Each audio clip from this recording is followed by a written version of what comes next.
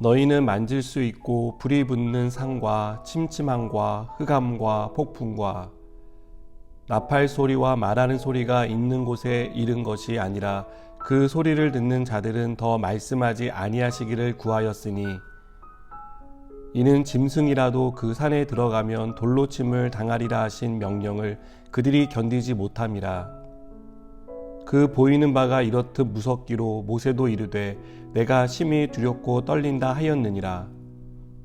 그러나 너희가 이른 곳은 시온산과 살아계신 하나님의 도성인 하늘의 예루살렘과 천만 천사와 하늘에 기록된 장자들의 모임과 교회와 만민의 심판자이신 하나님과 및 온전하게 된 의인의 영들과 새 언약의 중보자이신 예수와 및 아벨의 피보다 더 나은 것을 말하는 뿌린 피니라. 너희는 삼가 말씀하신 이를 거역하지 말라. 땅에서 경고하신 이를 거역한 그들이 피하지 못하였거든 하물며 하늘로부터 경고하신 이를 배반하는 우리일까 보냐. 그때에는 그 소리가 땅을 진동하였거니와 이제는 약속하여 이르시되 내가 또 한 번 땅만 아니라 하늘도 진동하리라 하셨느니라. 이 또 한 번이라 하심은 진동하지 아니하는 것을 영존하게 하기 위하여 진동할 것들 곧 만드신 것들이 변동될 것을 나타내심이라. 그러므로 우리가 흔들리지 않는 나라를 받았은즉 은혜를 받자. 이로 말미암아 경건함과 두려움으로 하나님을 기쁘시게 섬길지니 우리 하나님은 소멸하는 불이심이라. 아멘.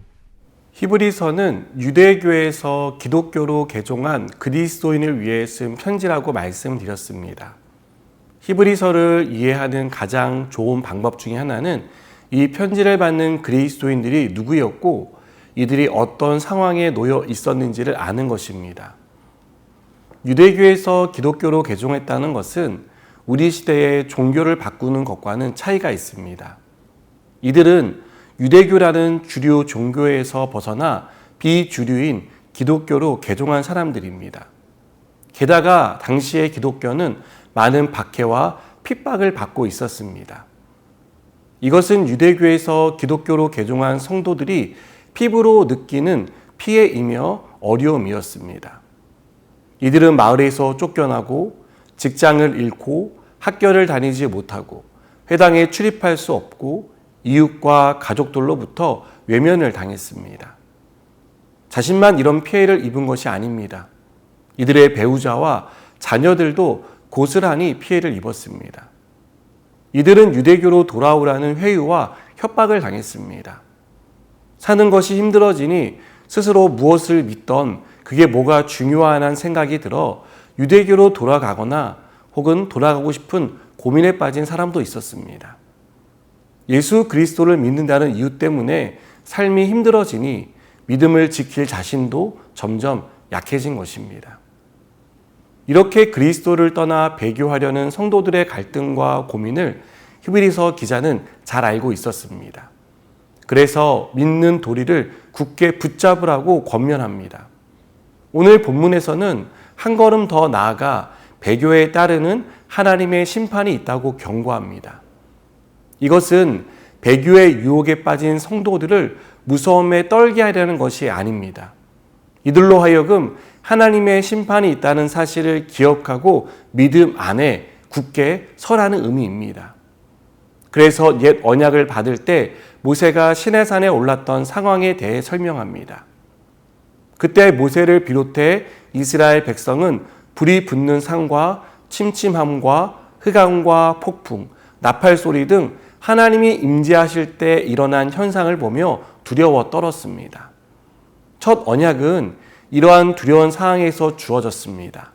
이스라엘 백성은 임재하시는 하나님의 위험 앞에 두려워 떨었고 이런 마음으로 율법을 지켰습니다.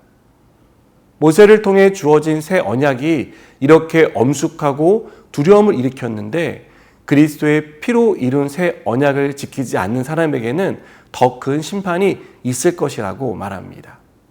그래서 25절은 하늘로부터 경고하신 이를 배반하는 우리일까 보냐라고 말합니다. 하늘로 승천하신 주님이 재림하실 때는 세상을 심판하기 위해 오실 것입니다. 그때는 땅만 흔들리지 않고 하늘도 흔들리게 될 것입니다. 모든 것을 소멸하는 불로 세상에 오실 주님을 우리는 두렵고 떨림으로 기다려야 합니다.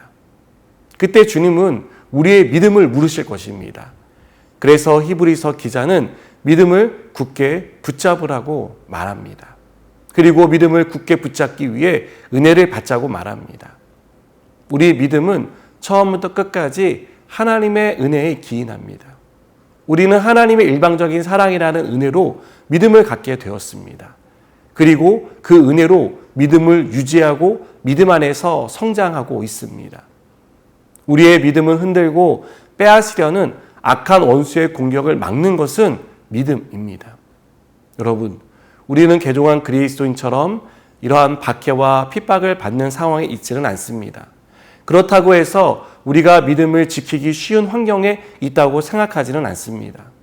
마귀는 우리를 믿음에서 떨어뜨리기 위해 평안함과 자기애라는 달콤한 박해와 핍박으로 우리를 유혹하고 배교하게 만듭니다. 예수 믿는 일을 힘든 일이라고 생각하게 합니다. 내 마음이 편하기 위해 믿는 것인데 이렇게 힘들면 믿고 싶지 않다는 생각을 품게 합니다. 나를 위해 하나님이 존재하고 내가 원하는 것을 얻기 위해 예수를 믿는 것이라고 생각하게 만들어서 우리를 영적 오만과 자기애에 충실한 사람으로 만듭니다. 저는 이것이 마귀가 우리에게 사용하는 새로운 방식의 박해와 핍박이라고 생각합니다. 이렇게 우리가 유혹을 떨쳐내고 믿음을 지키고자 할 때 하나님은 우리에게 견딜 수 있는 믿음, 즉 은혜를 베풀어 주십니다. 새 힘을 공급하시며 우리가 끝까지 믿음으로 살아갈 수 있도록 도와주십니다. 함께 기도하시겠습니다. 하나님, 우리가 많은 유혹과 어려운 시련 가운데 믿음을 잃지 않게 하시고 어떤 경우에도 이 믿음을 굳게 지키는 자가 되게 하여 주시옵소서. 예수님의 이름으로 기도드립니다. 아멘.